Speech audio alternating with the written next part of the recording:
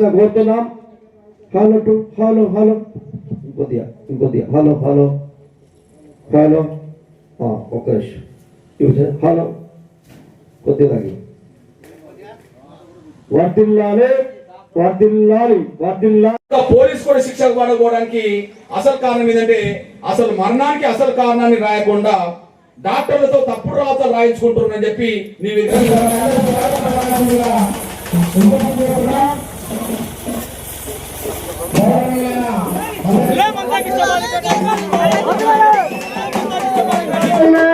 మంత్రులకు సవాలు చేయ పట్నం పోదాం పయనం రండి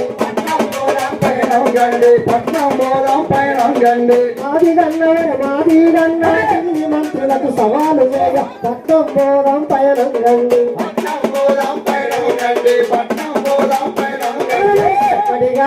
యొక్క సంతాప సభ ఈ రాజేష్ గారి యొక్క సంతాప సభ చనిపోయిన 3 రోజులకే అంతమైపోయింది అనుకున్న సంతాప సభని గౌరవనీయులు పెద్దలు పూజ్యులు మన జాతిపిత అనగానే గాంధీ మహాత్ముడు గుర్తొచ్చేది ఎవరికైనా. మన ఊళ్ళో ఎవరు కూడా జాతిపిత అంటే ఎవరు గాంధీ మహాత్ముడు అని. వారు ఏమేమి చేసి స్వాతంత్రం తెచ్చిందనేది మనం మాత్రం చూడలే. కానీ ఈనాటి మన జాతిపిత దళిత ముద్దుబిడ్డ అన్న మందకృష్ణ మాధవ్ గారికి ఈ స్టేజ్ మీద నుంచి ప్రత్యేక కృతజ్ఞతలు తెలియజేస్తున్నాను. అలాగే స్టేజ్ మీద అలంకరించిన వివిధ పార్టీల నాయకులకు, అలాగే ఎంఆర్పిఎస్ సంఘంలో పనిచేస్తున్నటువంటి పెద్దలకు, ముఖ్యంగా ఈ కార్యక్రమానికి ఇచ్చేసినటువంటి వివిధ గ్రామాల నుండి ఇచ్చేసినటువంటి సోదరి మనకు కూడా అందరికీ నా యొక్క హృదయపూర్వక నమస్కారాలు తెలియజేస్తున్నాను. 2001లో మిమ్మల్ని చూసిన మీ దగ్గర కూర్చొని ఒక ఫోటో దిగాలని చిన్న ఆశ ఉండే అప్పట్లో అది ఇప్పుడు నెరవేరిందని కోరుతున్నా. అయితే కల్లా రాజేష్ లాకప్ డెత్ అంటే కల్లా రాజేష్ అనే వ్యక్తి దళితుడుగా పుట్టడమే నేరమా? అంటే దీని వెనకాల ఉన్న అధికారులు కానీ రాజకీయ నాయకులు కానీ వదిలిపెట్టే ముచ్చటం లేదు. ఈ ఉద్యమాన్ని ముందు నడుపుతున్న ఎంఆర్పిఎస్ నాయకులు మన పద్మశ్రీ మందకృష్ణ మాధవ్ గారికి, అలాగనే స్టేజ్ మీద ఉన్న వివిధ మండల పార్టీ అధ్యక్షులకు, ఎంఆర్పిఎస్ మండల కమిటీ అందరికీ ధన్యవాదాలు. Thank you brother. చేసే ఉద్యమం ఓన్లీ దళితుల కోసమో ఇంకోల కోసమో ఉండదు. అన్న మందకృష్ణ మాదిగ గారు ఆనాడు వికలాంగుల కోసం, వృద్ధుల కోసం 200 రూపాయలు ఉన్నటువంటి పింఛన్ పెంచాలనే కార్యక్రమాన్ని తీసుకున్నప్పుడు అది సక్సెస్ అయింది. తర్వాత దళితుల కోసం వర్గీకరణ కావాలని ఒక ఉద్యమాన్ని మొదలుపెట్టి తన జీవితాంతం పోరాడి ఏ పదవి ఆశించకుండా ఎటువంటి స్వార్థం లేకుండా అంత పెద్ద ఉద్యమాన్ని నడిపి నెత్తురు చిందకుండా నడిపి దాన్ని సక్సెస్ చేసినటువంటి గొప్ప నాయకులు. ఆ నాయకులతో వేదిక పంపుకునే అదృష్టం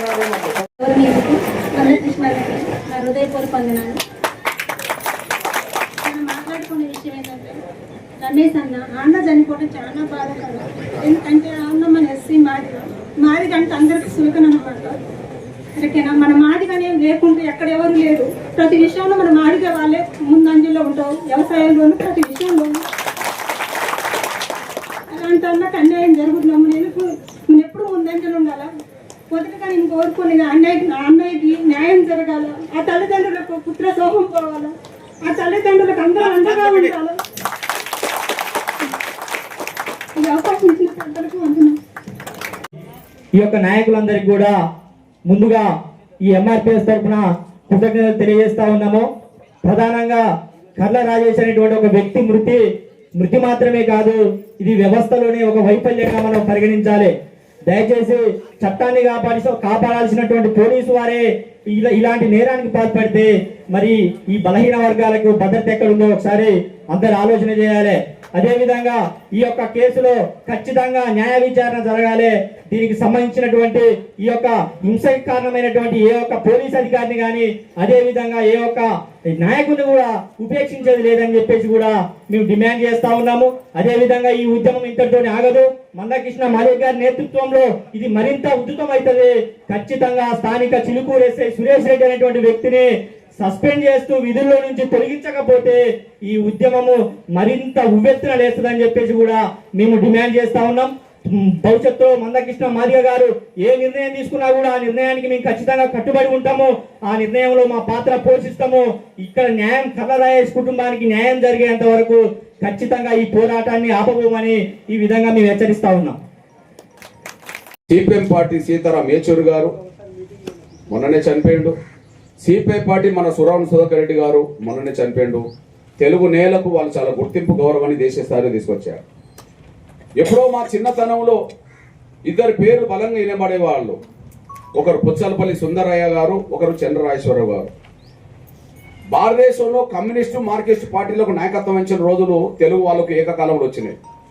ఆ తర్వాత మన తెలుగు వాళ్లకు ఏకకాలంలో వచ్చింది యేచూరి గారి సహాయంలో, మళ్ళీ సురావణ సుధాకర్ గారు ఉన్నాడు. నాకు వాళ్ళిద్దరితో కూడా పరిచయాలు ఉన్నాయి. సురావణ సుధాకర్ రెడ్డి గారితో ఉన్నది, నాకు యేచూరి గారితో ఉన్నది. ఈ పరిచయాలను ఎప్పుడు కూడా స్వప్రయోజనాల కోసం నేను ఉపయోగించుకోలే. జాతిని గెలిపించడం కోసం, వాళ్ళ సహకారం కోరడం కోసం ఉపయోగించుకున్నాను.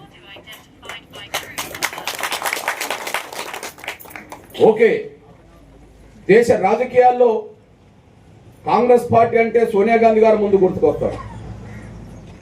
దేశ రాజకీయాల్లో కాంగ్రెస్ పార్టీ అంటే సోనియా గాంధీ గారు ముందుకు వస్తారు. ఇప్పుడు వాళ్ళ రాహుల్ గాంధీ గారు లేదా ప్రియాంక. నాకు సోనియా గాంధీ గారితో సభలు పంచుకున్నా, నేను సోనియా గాంధీ గారితో సభలు పంచుకున్నా, భారతదేశ ప్రధానమంత్రి నరేంద్ర మోడీ గారిని కూడా పంచుకున్నా. ఇప్పుడు జాతీయ రాజకీయాల్లో బీజేపీకి కాంగ్రెస్కి పడదు కదా, కానీ నాకు ఇద్దరితో సంబంధాలు ఉన్నాయి, పరిచయాలు ఉన్నాయి. ఈ తెలుగు నేల మీద కాంగ్రెస్కు బీఆర్ఎస్ పడదు కదా, నాకు ఇద్దరితో అనుబంధం ఉన్నది, పరిచయాలు ఉన్నాయి. అందువల్ల చిన్న చిన్న విషయాల మీద గ్రామాల్లో రాజకీయ కక్షలు మాదిగోలు పెట్టుకోబాకండి.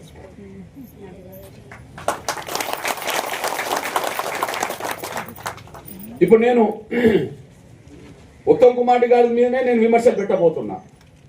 ఆయనంత మాత్రాన నేను ఉత్తమ్ కుమార్ రెడ్డి గారికి వ్యతిరేకం కాదు.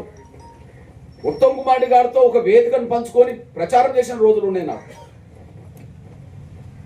ఉత్తమ్ కుమార్ రెడ్డి గారు, నేను, రాహుల్ గాంధీ గారు పక్క పక్కనే కూర్చున్నాం. అట్లా సభలు నడిపించిన వాళ్ళం.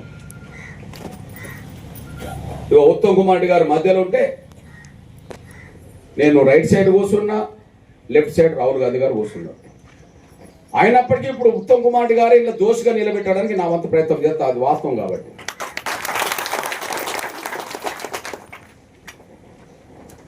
ఉత్తమ్ కుమార్ రెడ్డి గారు, నేను, రాహుల్ గాంధీ గారు, చంద్రబాబు నాయుడు గారు కలిసి ప్రెస్ మీట్లు పెట్టిన సందర్భాలు ఉన్నాయి. ఆంధ్ర రాజకీయాల్లో మీకు తెలుసు, జగన్ కు చంద్రబాబు నాయుడుకు పడదు. ఇప్పుడు ముఖ్యమంత్రి చంద్రబాబు నాయుడు, ప్రతిపక్ష నాయకుడు జగన్. మొన్నటి వరకు జగన్ ముఖ్యమంత్రి, ప్రతిపక్ష నాయకుడు చంద్రబాబు నాయుడు గారు. కానీ చంద్రబాబు నాయుడు గారితో నాకు అనుబంధం ఉన్నది, జగన్తో కూడా నాకు పరిచయం ఉన్నది. వాళ్ళ మధ్యలో రాజకీయ విభేదాలు ఉంటే ఉండవచ్చు, కానీ నాకేం రాజకీయ విభేదాలు వాళ్ళతో నాకు లేవు. వ్యక్తిగతంగా జాతి కోసం మాత్రం అందరితో కలిసి పనిచేశా. అందరి సహకారం జాతిని గెలిపించడం కోసం తీసుకొని ప్రయత్నం చేశాను. నేను మళ్ళీ చెప్తున్నా, మీరు రాజకీయ విభేదాలు గ్రామాల్లో పడనివ్వకండి. వాటికంటే జాతి ముఖ్యం, జాతి భవిష్యత్తు ముఖ్యం. నువ్వు ఏ పార్టీ జెండా పోయి ఏ పార్టీ కన్నా ఊడిగం చేయి, ఏ పార్టీ కన్నా ఓటేసుకోగానే ఏమన్నా మనల్ని ముఖ్యమంత్రి చేసే పార్టీ ఉన్నదా ఈ రాష్ట్రంలో? లేదా దేశాన్ని ఏమైనా ఏలుమని చెప్పి మాదిగోళ్ళకి అవకాశం ఉంటుందా? వాళ్ళకు ఊడిగడం చేయడం కోసం మనం ఎందుకు గొడవలు పడాలా? ఇగో రాహుల్ గాంధీ పాదయాత్ర చేసినప్పుడు నేను నడవగలిగాను. ప్రధానమంత్రి మన్మోహన్ సింగ్ గారిని, మన నరేంద్ర మోడీ గారిని మన బహిరంగ సభకు రప్పించగలిగాము. దయచేసి మీకు విజ్ఞప్తి చేస్తున్నా, పార్టీల గొడవలు మన ఇళ్ళ దాకా ఒకరినొకరు బాధ పెట్టుకునే విధంగా, తిట్టుకునే విధంగా, కొట్టుకునే విధంగా మన ఇళ్ళలో రావద్దు. జాతి భవిష్యత్తు ముఖ్యంగా ఒక్క విషయం గ్రహించండి.